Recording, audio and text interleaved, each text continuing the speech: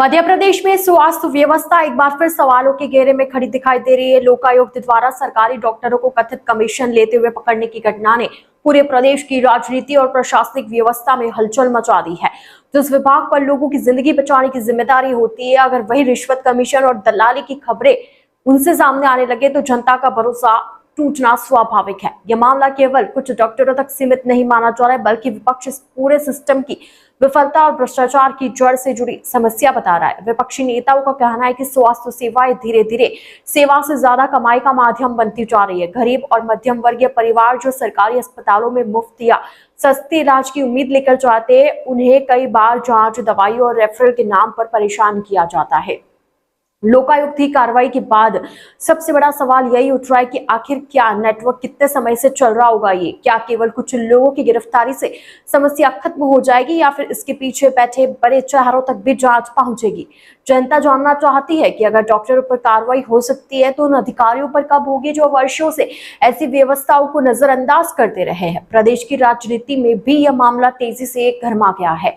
कांग्रेस लगातार भाजपा सरकार पर हमला बोल रही है। विपक्ष का आरोप है कि सरकार सुशासन के दावे तो करती है, लेकिन जमीन पर भ्रष्टाचार लगातार बढ़ रहा है।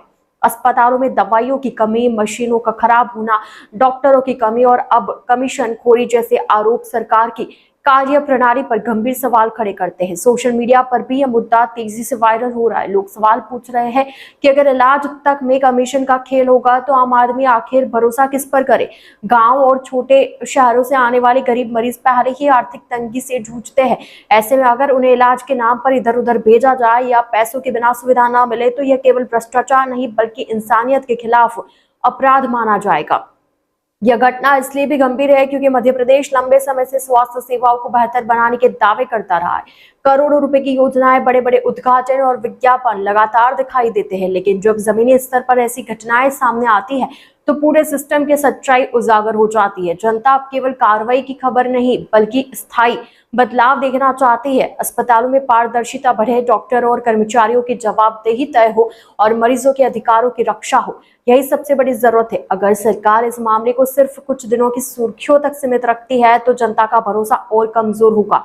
लोकायुक्त की यह कार्रवाई निश्चित रूप से सराहनीय है क्योंकि इससे यह संदेश गया है कि भ्रष्टाचार कितना भी मजबूत क्यों ना हो, कानून की पकड़ से पूरी तरह बच नहीं सकता। लेकिन असली परीक्षा अब सरकार और प्रशासन की है। क्या वे इस कार्रवाई को एक उदाहरण बनाकर पूरे सिस्टम को साफ करने की कोशिश करेंगे या फिर कुछ दिनों बाद यह मामला बाकी की खबरों की तरह ही ठंडा पड़ जाएगा? आज मध्य प्रदेश की जनता जवाब चाहती है क्योंकि सवाल सिर्फ रिश्वत का नहीं बल्कि उस भरोसे का है जो एक मरीज अस्पताल के दरवाजे पर लेकर पहुंचता है। रीवा ब्यूरो चीफ रिपू पांडे की रिपोर्ट।